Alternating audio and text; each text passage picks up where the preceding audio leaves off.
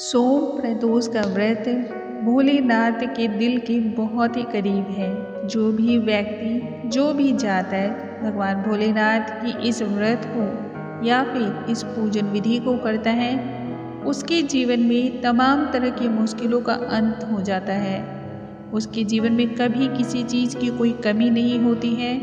साथ ही जीवन के हर मोड़ पर, हर कदम पर भगवान भोलेनाथ उसका साथ निभाते हैं। विशेष कृपा दृष्टि भोलेनाथ की उस व्यक्ति के साथ होती है। इस दिन विशेषकर लोग भगवान शिव की पूजा पाठ तो करते ही हैं, साथ ही कुछ खास उपाय भी करते हैं जिनसे सभी कष्ट दूर होते हैं और विवाह साथ ही दाम्पत्य जीवन में यदि किसी भी तरह की कोई भी परेशानी हो वो भी खत्म होती है। सोम प्रदोष का व्रत विवाहित महिलाएं तो अवश्य ही करती हैं। इस दिन यदि आप कुछ खास बातों का ध्यान रखते हैं, कुछ खास उपाय करते हैं और यदि आप कुछ चीज़ों को खासकर अपनाते भी हैं तो आप पर भगवान भोलेनाथ की असीम कृपा की बारिश होती है। आज के दिन इस वीडियो के माध्यम से मैं आपको कुछ खास उपाय बताने वाली हूँ और इसके साथ ही सोम प्रदोष के व्रत की कथा के बारे में भी मैं आपसे चर्चा करने वाली हूँ। आज के दिन जो भी इन उपायों को अपनाता है और इसकी कथा का श्रवण करता है, अनंत पुण्यों की प्राप्ति होती है। उसके जीवन में कभी किसी चीज़ की कोई कमी नहीं होती है। आइए सबसे पहले हम कथा का श्रवण कर लेते हैं और उसके बाद सोम प्रदोष के दिन कौन से खास उपाय किए जाएं जो तमाम तरह की मुश्किलों का अंत हो जाए, इसके बारे में भी हम चर्चा करेंगे। ओम नमो भगवते रुद्राय। प्रदोष व्रत कथा के अनुसार एक नगर में एक ब्राह्मणी रहती थी। उसके पति का स्वर्गवास हो गया था।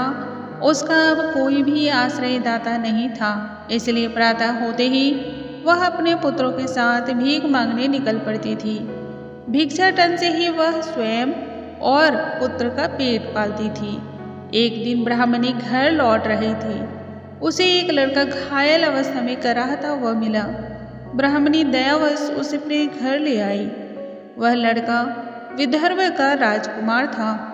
शत्रु सैनिकों ने उसके राज्य पर आक्रमण कर उसके पिता को बंदी बना दिया था और राज्य पर नियंत्रण कर लिया था, इसलिए इधर उधर भटक रहा था।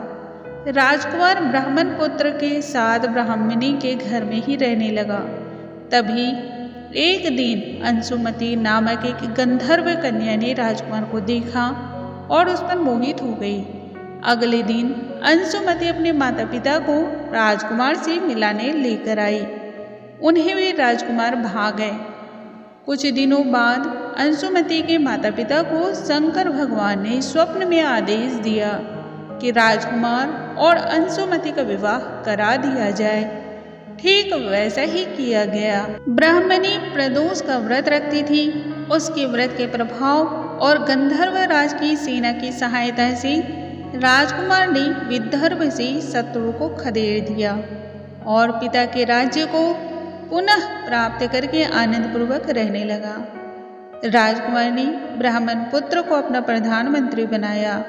ब्राह्मणी के प्रदोष व्रत के महात्म्य से जैसे राजकुमार और ब्राह्मण पुत्र के दिन फिरे, वैसे ही शंकर भगवान अपने दूसरे भक्तों के भी दिन फेरते हैं। अतः सोम प्रदोष का व्रत करने वाले सभी भक्तों को ये कथा अवश्य ही पढ़नी या फिर सुननी चाहिए। अब हम आज के दिन किए जाने वाले कुछ खास उपायों के बारे में हम जानते हैं। सोम प्रदोष व्रत के दौरान इन उपायों को करने से दाम्पत्य जीवन में मधुरता आती है और आपके सोचे हुए सभी कार्य सिद्ध होते हैं।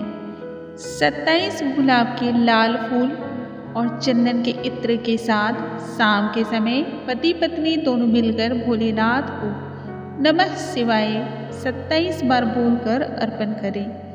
ऐसा करने से दाम्पत्य जीवन में ढेर सारा स्नेह होता है और आप जो भी कार्य सोचते हैं वो निश्चित रूप से पूरा होता है।